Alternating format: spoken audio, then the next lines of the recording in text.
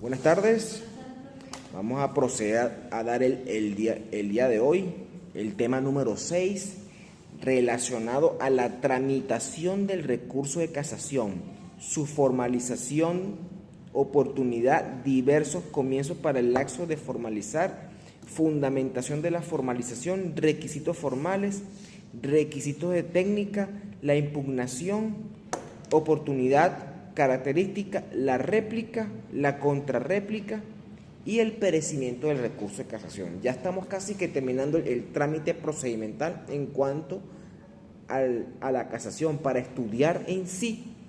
Como en la semana que viene vamos a estudiar lo que es la infracción de ley propiamente dicha y los vicios de forma pues, y de fondo. Vamos a estudiarlo a profundidad.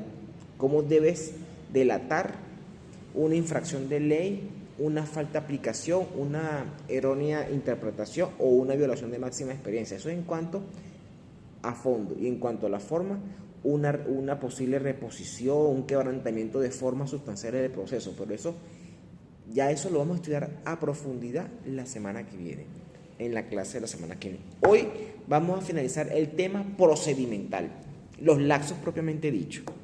Ahora bien, en cuanto a la tramitación del recurso, estamos hablando, como habíamos hablado, en este recurso de casación, que es un recurso de carácter extraordinario, todo comienza o surge cuando el juzgado superior dicta una sentencia definitiva de última instancia que pone fin al juicio o que impida su continuación, siempre y cuando cumple con los requisitos de procedibilidad para la casación.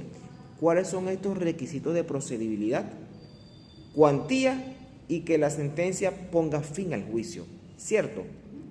Esos son los requisitos de procedibilidad para que el juez superior proceda a admitir en el día 11, admitir la casación.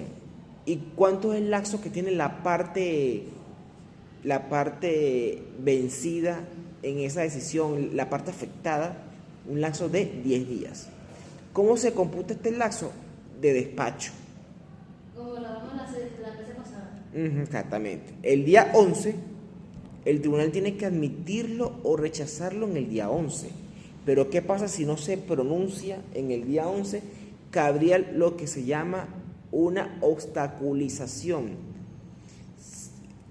Comenzó a transcurrir OP Legis 40 días continuos para la formalización, ya que él no se pronunció debidamente. ¿Qué hace la parte allí? O presenta la formalización o va a la sala civil a presentar la formalización indicando a través de un escrito de que el Tribunal Superior no dio pronunciamiento al respecto.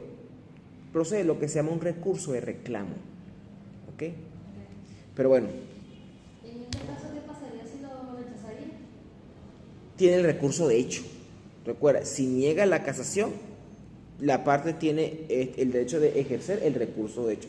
Pero tiene que ser, el recurso hecho tiene que estar bien ponderado, bien ajustado a derecho, porque si no la parte que ejerce el recurso de hecho, hay un agotamiento de los recursos ordinarios, extraordinarios, y eso puede entenderse también que la parte estaría de alguna forma abusando de los recursos, de los derechos, porque si tú vas a ejercer un recurso es porque tú consideras que puedes tener la razón, pero tú no vas a ejercer un recurso que no tengas la razón, ¿ok? Porque estaría siendo una persona temeraria, ¿ok? Entonces, bueno, se debe cumplir con todo ese trámite. A continuación vamos a proceder a estudiar ya propiamente lo que es la formalización del recurso de casación, ¿ok? La formalización del recurso de casación, la oportunidad, diversos comienzos y el lapso para formalizar. La formalización se debe hacer a través de un escrito y en ese escrito se debe indicar de forma indefectible o fehaciente cuáles son los vicios de forma o de fondo objeto a delatar. Aquí tú estás atacando a una sentencia que es objeto de nulidad. No estás atacando a la parte, ¿ok? Estás atacando la sentencia del superior, porque esa sentencia del superior infringió lineamientos o reglas del artículo en específico que se utilizó para la sentencia, una errónea interpretación, una infracción de norma, una falsa aplicación, una violación de una máxima de experiencia, entre otros, ¿ok? Entonces, ¿quién tiene la carga de presentar el escrito de formalización? La parte que se encuentra afectada de la sentencia del superior o de última instancia, y debe indicar las razones que lo sustentan. No puede ser un escrito vago, un escrito inocuo, un escrito que señala de forma genérica. No, debes delatar. Esta es la norma. El juzgado superior incurrió en una falta de interpretación de la norma tal por la circunstancia ya que la norma establece esto, el tribunal incurrió en esto. A eso es que se llama delatar una infracción de ley, ¿ok? Ahora bien, debe ser concreta la petición de impugnación, ¿ok? Debe ser algo concreto, sustentado, pormenorizado. No puede ser cuestiones vagas, confusas, porque tú lo que estás atacando aquí es la nulidad de un fallo. Tú vas a buscar de que ese fallo sea declarado nulo, porque el juez cometió errores al dictar la sentencia, ¿ok?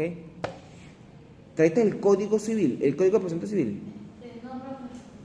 Búsquese en su teléfono el artículo 317 del Código de Procedimiento Civil y lo vamos a leer.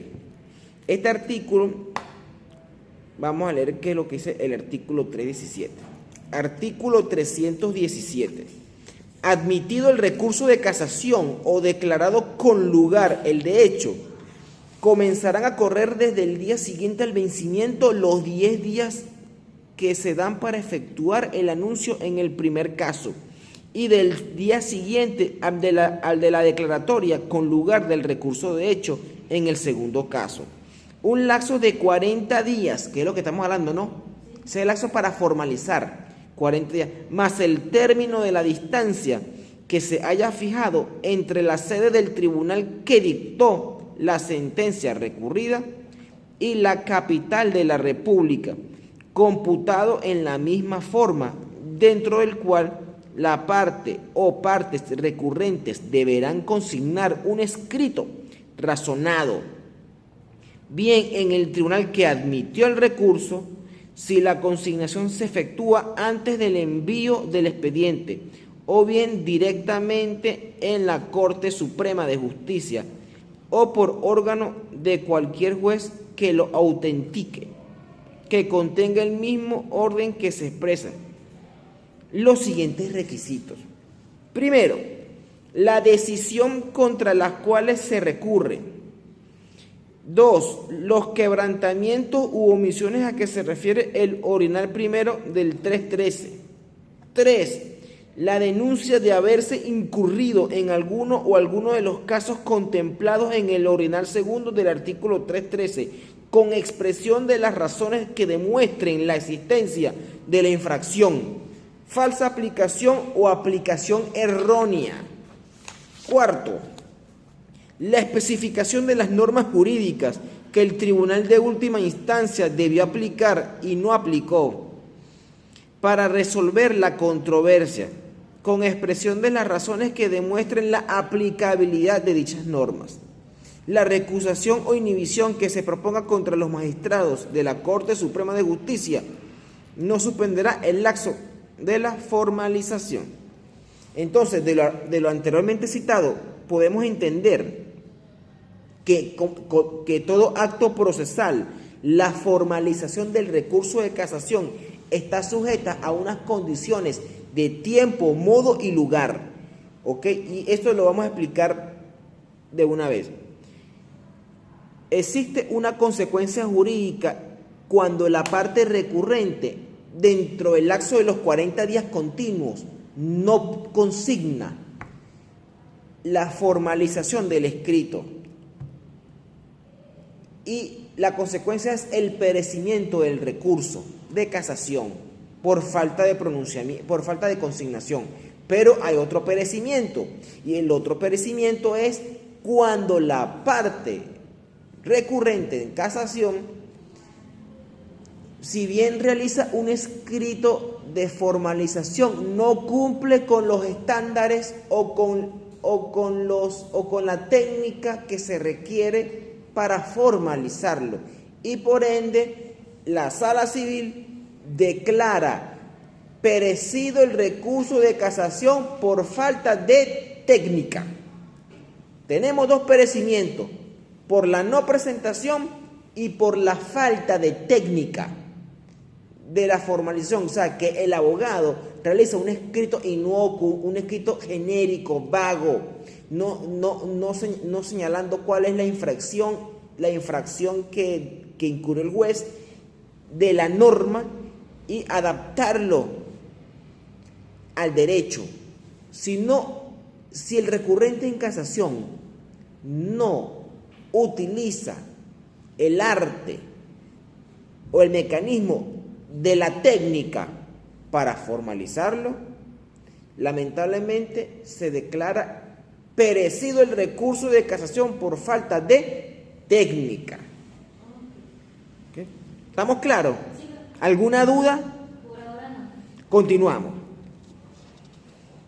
Entonces, en cuanto al tiempo y lugar, la presentación, en cuanto al tiempo, tenemos que la parte recurrente en casación tiene un lapso para formalizarlo de 40 días continuos, ¿ok? 40 días continuos, más el tiempo de la distancia si hubiere lugar a ello. ¿Cómo se computa estos días? Por días continuos. Sí. ¿Y cuándo empieza a transcurrir estos 40 días?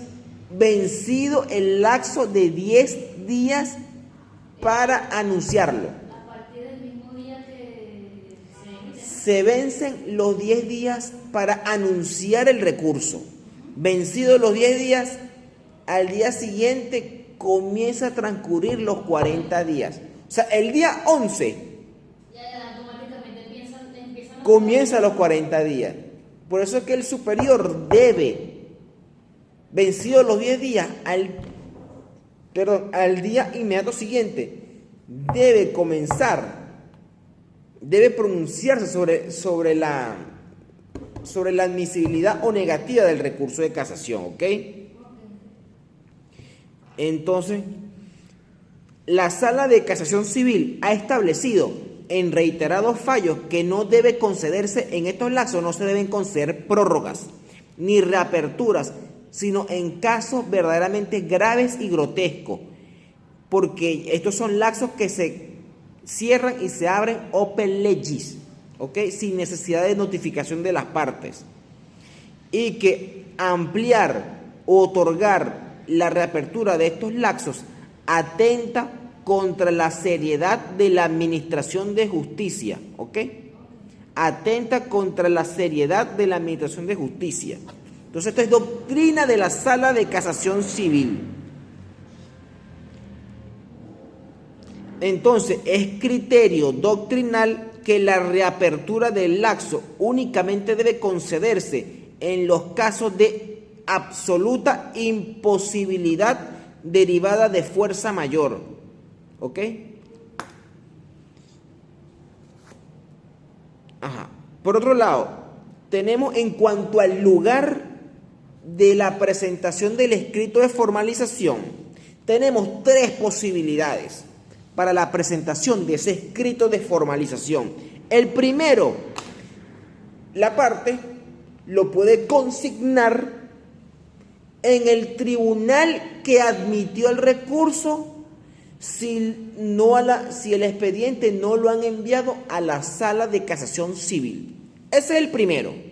Entonces, repito, la primera posibilidad, el tribunal que admitió el recurso, la parte consigna el escrito en el tribunal que admitió el recurso sin antes haberlo enviado a la sala civil. ¿Ok? Es válido. Es válido. Segunda posibilidad, que la parte recurrente, que la parte que haya anunciado casación, lleve el escrito de formalización directamente a la sala de casación civil del Tribunal Supremo de Justicia. Claro, lo lleva a la sala porque ya él se dio cuenta de que el expediente ya está en la sala. ¿Sí me expliqué? Y en tercer lugar, por cualquier órgano o juez que lo autentique. Esta tercera posibilidad sucede básicamente cuando son juicios en el interior, que un tribunal en el interior, esos tribunales foráneos, dictan una sentencia, anuncian casación y que les sea imposible venir para Caracas a consignarlo. ¿Qué hace él? Él, a los fines de consignarlo dentro del lapso de 40 días, él lo autentica ante cualquier otro juez para dar fe de que esa formalidad la está cumpliendo y no le declara imperecido el recurso de casación. O sea, que otro juez que se lo autentique para llevar esa autenticación. Es como una forma de interrupción del lapso de los 40 días. Es como interrumpir su perecimiento. Y después lo lleva con calma. Claro, tiene que llevarlo dentro de los 40 días. Claro. Entonces, en cuanto al lugar de presentación del escrito, tenemos tres posibilidades. Repito, el primero, el tribunal que admitió el recurso, la parte lo consigna allí porque el tribunal no lo ha remitido aún. Segundo, directamente en la sala civil del TSJ. Tercero, por órgano de cualquier juez que lo autentique. Entonces, es necesario que el escrito de formalización sea presentado a la sala de casación civil dentro del lapso previsto, porque en caso contrario será declarado el perecimiento del recurso. ¿Ok? Entonces, por eso es que es necesario consignar la formalización en la sala civil del Tribunal Supremo de Justicia. ¿Ok? Es necesario. Aún y cuando tenga estas tres posibilidades, lo mejor es, por lo seguro, consignarlo en la sala de casación civil del Tribunal Supremo de Justicia. Finalizado este punto, ¿alguna duda? ¿Me expliqué bien? ¿Tiene un lugar y cuál es la otra? El modo. Sí.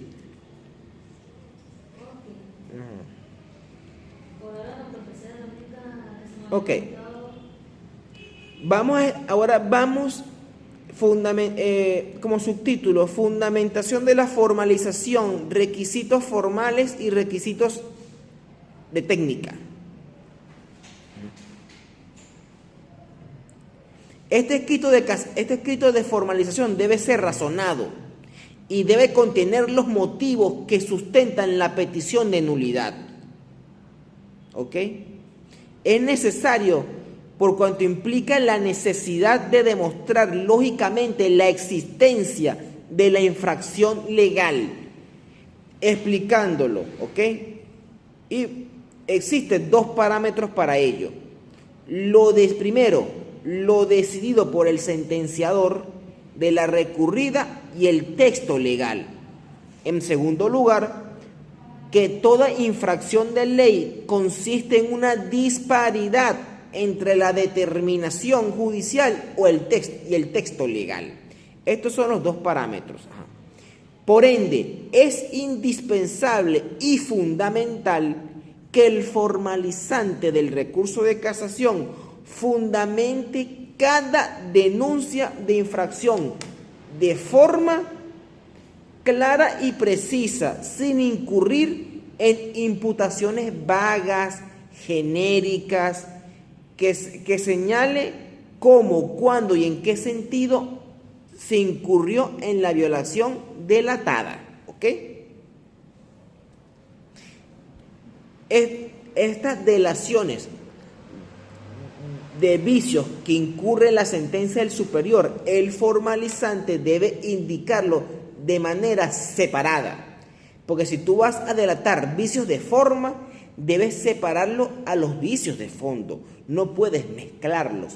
Porque si tú los mezclas, o entre diversos vicios de forma, que tú los mezcles entre sí, entre ellos, o los vicios de fondo, que tú los mezcles entre sí, esto conllevaría a una falta de técnica del escrito de formalización. ¿Y cuál es la consecuencia jurídica?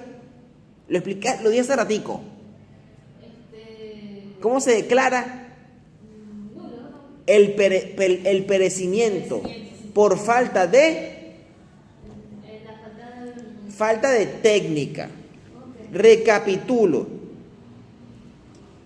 Aunque esto es un punto que lo voy a explicar más adelante, te voy a decirlo. El recurso de casación puede ser declarado perecido por la sala civil por dos vertientes. La primera, por la falta de presentación de la formalización del escrito de casación. Y segundo, ante la falta de técnica de este escrito de formalización.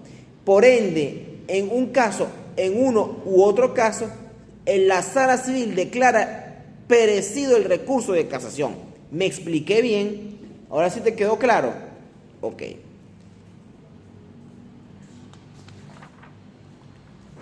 El escrito de formalización debe ser un escrito razonado, ¿ok? Fundamentado, un escrito, como dicen por allí, coloquialmente hablando, un escrito bello. Bello, bien fundamentadito, bien redactadito, cumpliendo con los signos cumpliendo con la ortografía correspondiente, signos de puntuación, que los magistrados, ¿verdad?, lean el escrito y les parezca que está bien razonado, bien fundamentado, bien delatado, porque eso es muy importante, ¿ok? Sí.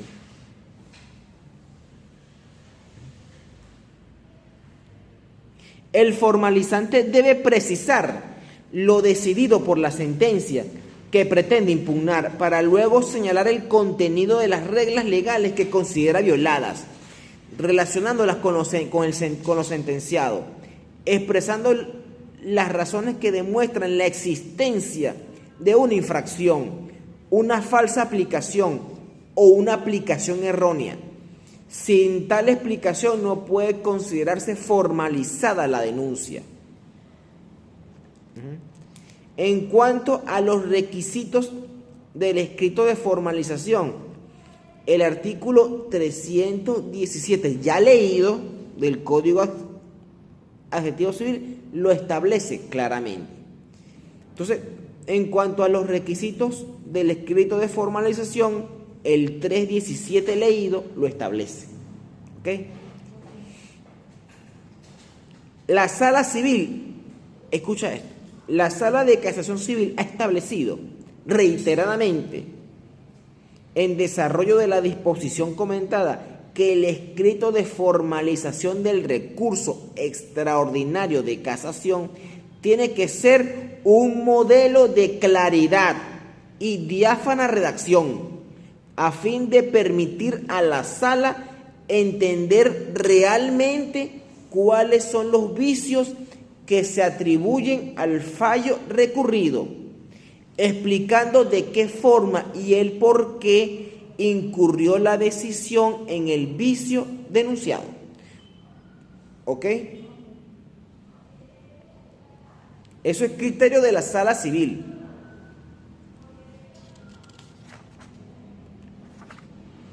¿Qué? ¿Qué puede contener en el recurso en el escrito de formalización del recurso? ¿Qué puede tener? Puede tener los siguientes elementos. Primero, cita de la causal o motivo del recurso de casación. Cita de la causal. O sea, esto tiene que se debe señalar la norma, ¿ok? Indicar los supuestos en la norma. Segundo, indicación de los preceptos legales infringidos. Y tercero, razonamiento o motivación que explique la infracción legal. ¿Ok? Entonces, ojo con esto, no es una misión del Tribunal Supremo de Justicia en sala de casación civil establecer la conexión de los vicios de forma y de fondo que delate la parte, que lo delate de forma irregular, ¿ok? Eso no es carga de la sala, eso es carga de las partes. Es importante que el formalizante del recurso de casación, ¿verdad?, especifique o explique, indique, señale la norma a aplicar que el tribunal de última instancia debió aplicar y no aplicó la norma, ¿ok? ¿Alguna duda hasta aquí? Vamos a hablar un poquito sobre aquellos vicios de forma y de fondo que pueda darse, ¿verdad?, en los recursos de casación. Vamos aquí, en lo que concierne a la expresión de la decisión o las decisiones contra las cuales se recurre. Tenemos primero los quebrantamientos u omisiones a que se refiere el ordinal primero del artículo 313 del Código de Procedimiento Civil. Esto establece al quebrantamiento de las formas procesales que menoscaben el derecho a la defensa. Debe formalizarse antes que los vicios de la sentencia, y entre los quebrantamientos aquel que conduzca a una reposición a un estado anterior del proceso. ¿Ok? Cuando el proceso se haya quebrantado u omitido formas sustanciales de los actos que menoscaben el derecho a la defensa, conforme al ordinal primero del artículo 313 del Código de Procedimiento Civil, el cual debe cumplir el formalizante. Es un error original que se daba al juez de la causa, puesto que en primera instancia se realizan la mayores de los actos de sustanciación, y siendo esto fuera así por error del superior, consistiría en no reponer la causa al estado en que se corrigiera el procedimiento. Pero si el error se produjo relacionado a una indefensión o una alteración al equilibrio procesal que tuvo lugar en segunda instancia, entonces es conveniente delatar esta infracción o menoscabo del derecho a la defensa de formas sustanciales del derecho a la defensa conforme al artículo 208 en el quebrantamiento del 207, conforme al 208 y el quebrantamiento del mandato del 207. ¿Ok? Ahora vamos en el caso de una reposición de la causa mal decretada. Esto también constituye a un quebrantamiento de formas procesales que menoscaba el derecho a la defensa, por cuanto este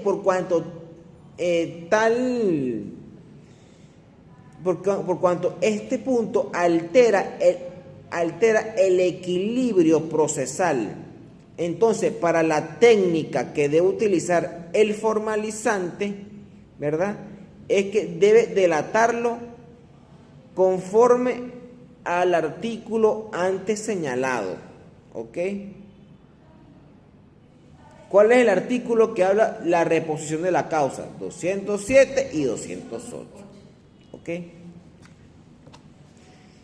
En cuanto a que la sentencia no se ha cumplido con los requisitos del artículo 243 o cuando adolece en los vicios del 244 del Código de Procedimiento Civil.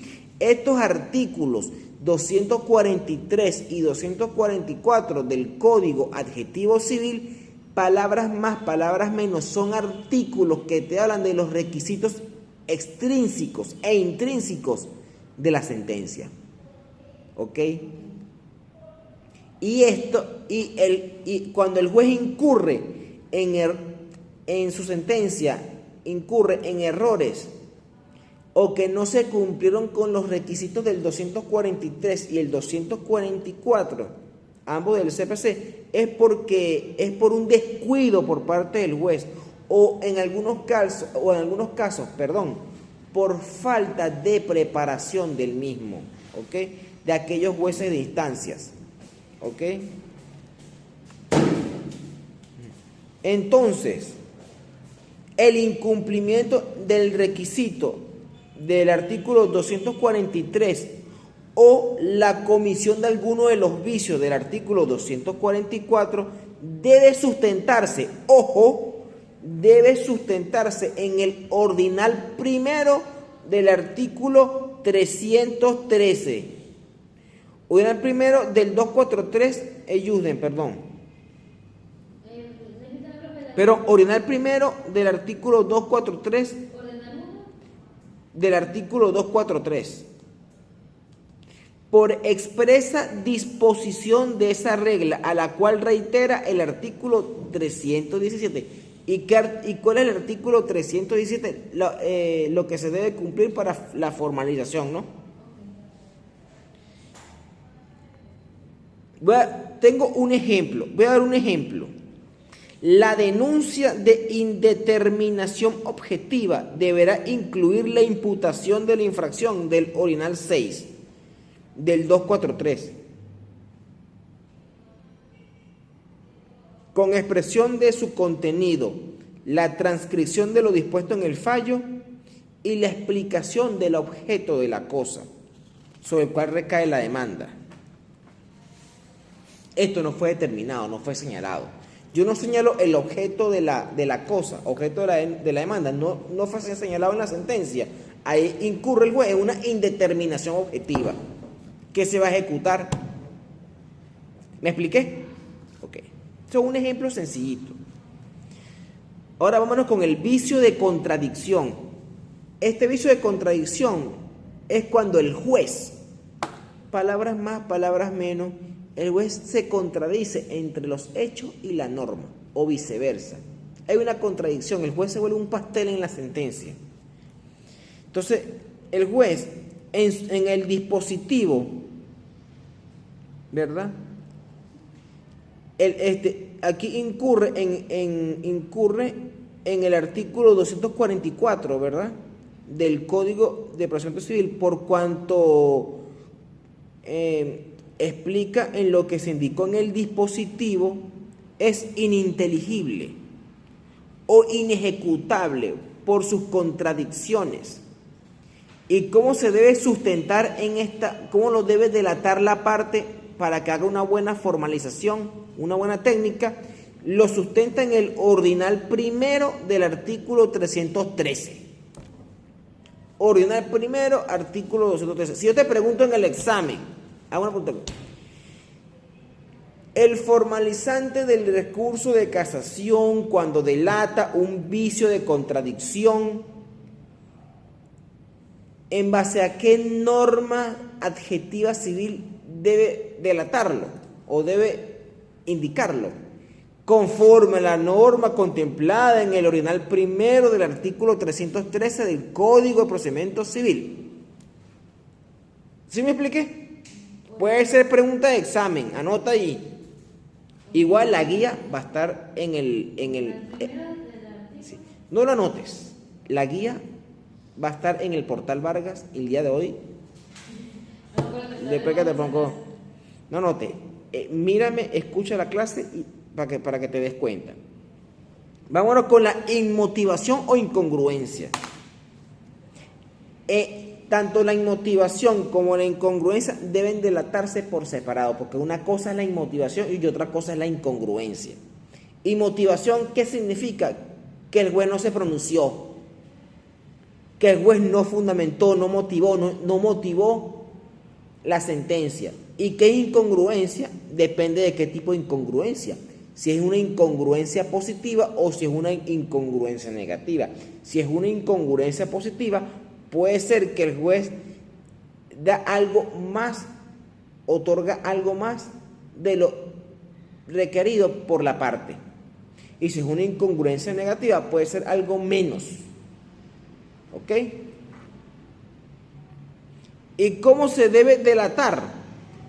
Conforme al original quinto del artículo 243 del Código de Procedimiento Civil. Sería bueno que tú leas el artículo 243 y 244, que te hablan de los requisitos intrínsecos y extrínsecos de la sentencia.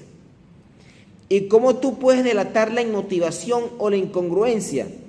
Debes delatarlo conforme, debes encuadrarlo conforme al ordinal primero del artículo 313 del Código de Procedimiento Civil, utilizando el ordinal 5 del artículo 243. ¿Ok? Está en la guía. No anote, está en la guía.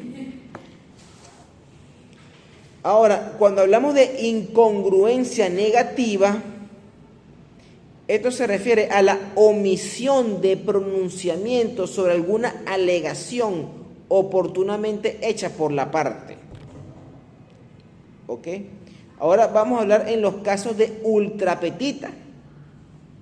Cuando hablamos en los casos de ultra petita, debes delatarlo conforme al artículo 244 en concordancia con el artículo 313, numeral 5 del Código de Procedimiento Civil, por cuanto el juez dio más de lo pedido. Y el juez, al dar más de lo pedido en lo que dice la sentencia, hay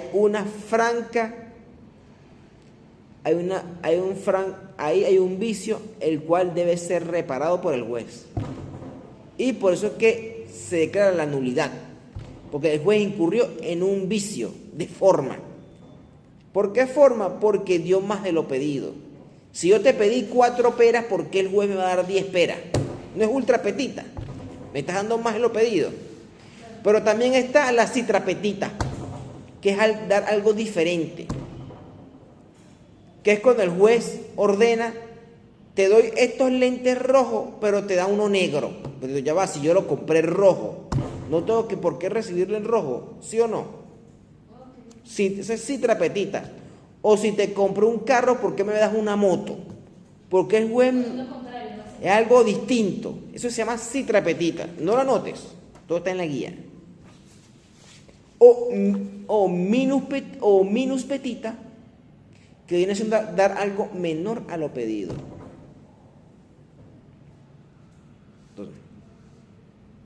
Entonces, la denuncia se debe hacer conforme a los artículos antes indicados. Cuando hablamos en cuanto al establecimiento de los hechos, debes delatar el artículo 320 del Código de Procedimiento Civil. Esto es un punto que lo vamos a explicar muy profundo en las próximas clases, porque él es lo más difícil de delatar en materia de casación sobre los hechos, porque se deben cumplir unos requisitos muy fuertes, ¿ok? Ahora vamos a hablar de los requisitos o vicios de fondo que puede delatar la parte que va a formalizar el recurso de casación. Esto es un breve sinopsis que estoy dando para que te prepares para las clases que vienen, ¿ok? Que van a ser más fuertes, van a ser más... Primero, error de interpretación. Esto se debe enfocar como una violación de ley, concretamente, error de interpretación, y expresarse que el verdadero sentido de la norma es el sostenido en el fallo que estableció el precedente. Esto conlleva a 2 señalamientos tradicionales. Primero, ¿cuál es la interpretación que realizó el juez? Y segundo, ¿cuál es el correcto o alcance contenido de la norma? Entonces, ¿cuáles son los 2 señalamientos en este punto en específico? Primero, la interpretación que realizó el juez. Y segundo, cuál es el correcto alcance y contenido de la norma. esos dos señalamientos hay que analizarlo.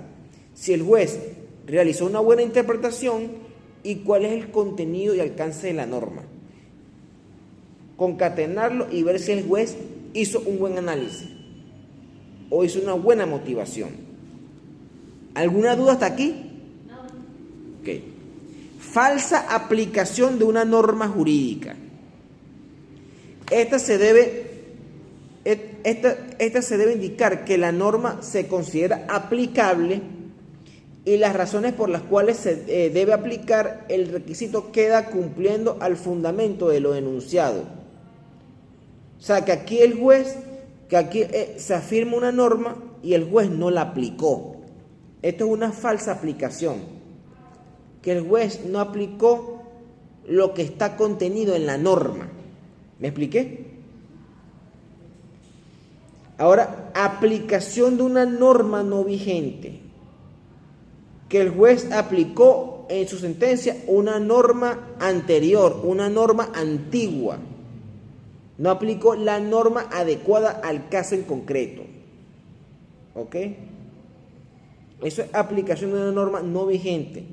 Y la falta de aplicación de norma vigente es que el juez, por olvido, por omisión, por desconocimiento, no aplica la norma verdaderamente adecuada al caso específico. Una norma vigente.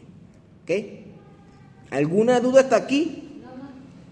Ahora viene una violación de una máxima de experiencia. ¿Qué son las máximas de experiencia? Son los conocimientos fácticos, científicos que tienen los jueces de la República para tomar una decisión correspondiente. Esas son las máximas de experiencia. ¿Quiénes son los que tienen máximas de experiencia? Los jueces. Son los conocimientos que tienen ellos en base a su experiencia, su conocimiento, en base a sus estudios, de dictar una decisión de manera ajustada, con plena observancia de los argumentos y de los medios de prueba. ¿Ok? Entonces, cuando existe una violación de una máxima experiencia, es que se requiere una integración a una norma jurídica que resulta infringida, como de la violación de una regla fáctica, producto de su observación. O sea que la norma está, pero el juez, ¿verdad?, no aplica la regla correspondiente para la observación de esa norma. O sea, viola las máximas de experiencia, viola lo que ellos mismos saben. ¿Ok?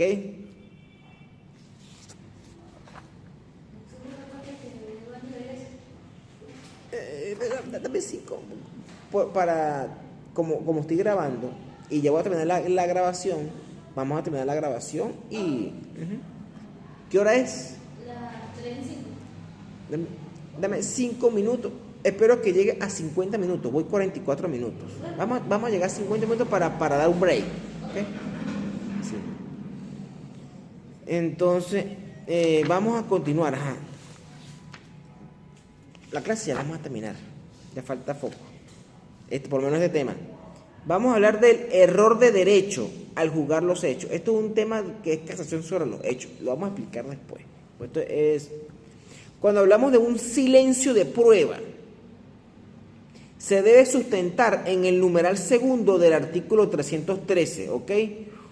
En concordancia con el artículo 320, porque existe una infracción del 509. Esto obliga al juez a examinar todas las pruebas.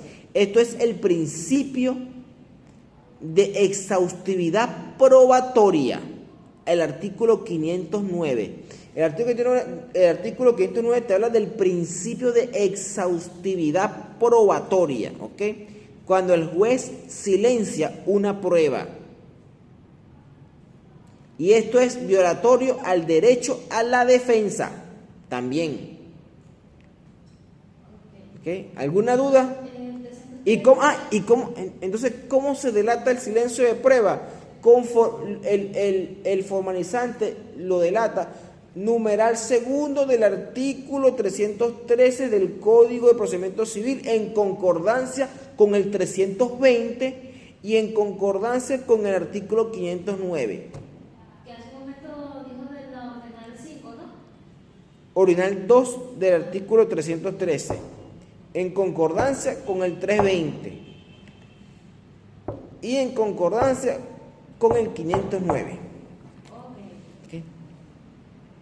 Está en la guía, no anotes, está en la guía. Préstame atención, quedan 5 minutos. En cuanto a la suposición falsa, tenemos que se debe individualizar en 3 aspectos.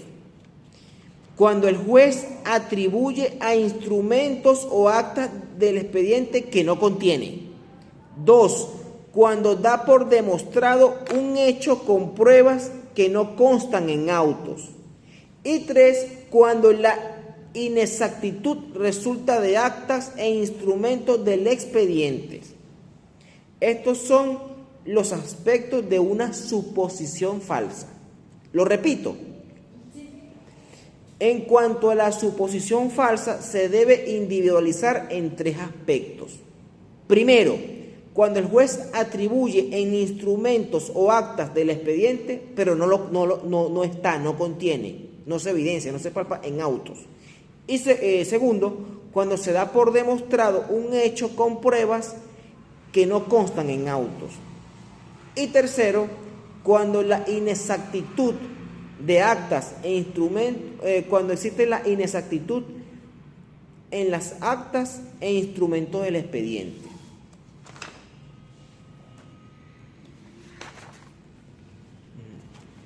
Estos casos son excluyentes, puede ser uno o el otro, ¿ok?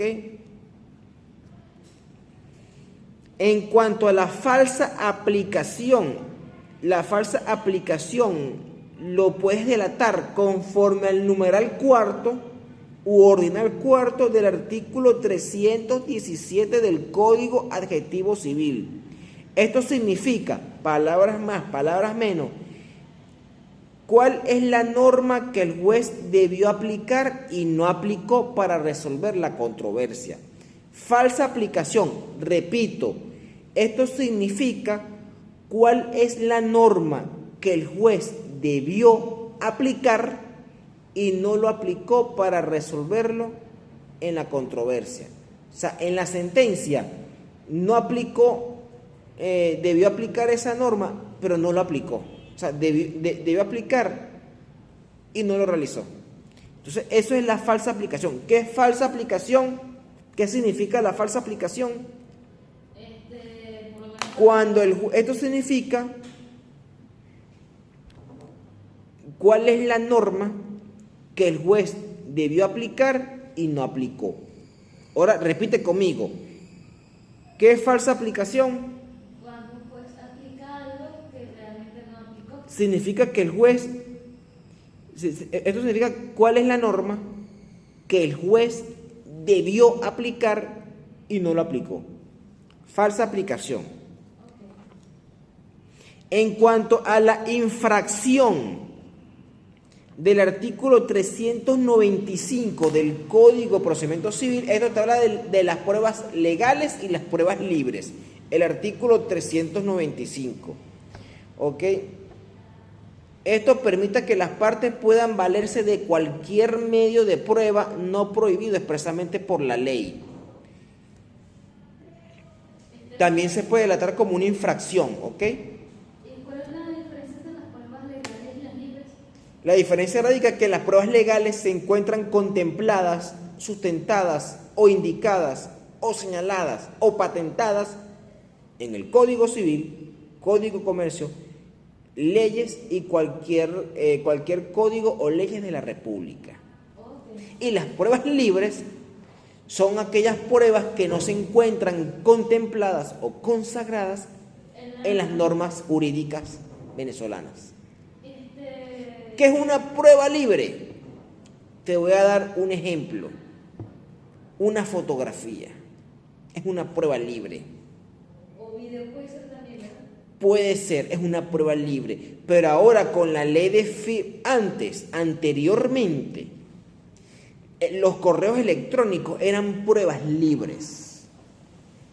Pero con la nueva ley, con la novedosa ley, bueno, esa ley ya tiene tiempo, con la ley de datos y firmas electrónicas dejaron de ser libres para hacer pruebas legales. ¿Me expliqué? Ok. Ok. Eso es un ejemplo. Continúo. Y un ejemplo de las legales pueden ser, no sé. Las pruebas legales son pruebas documentales, posiciones juradas, todos aquellos medios de prueba que se encuentran consagrados en el Código Civil, Código de Procedimiento u otras leyes. ¿Ah? No, las pruebas de testigos son pruebas legales, porque están contempladas en el Código. Ok. Son pruebas legales. ¿Ok? Ok. En los errores en el razonamiento contrario a la lógica jurídica, esto constituye un vicio en la sentencia que es denunciable en el contexto por recurso o defecto de actividad. O sea, es un vicio de forma. ¿Ok? Entonces, para finalizar este punto, para ya hacer el break, el formalizante debe completar en el escrito, indicar en capítulos separados las normas aplicables al caso y exponiendo las razones que sustentan dicha aplicación. Pues el artículo 317, que bastantes veces he mencionado, establece que debe cumplirse en el orden que se expresa. Como te lo dije temprano, vicios de forma y después vicios de fondo. Y hasta aquí vamos a dar un pausa, vamos a pausar para tomarnos un break, tomar agua y continuamos la clase en breves instantes.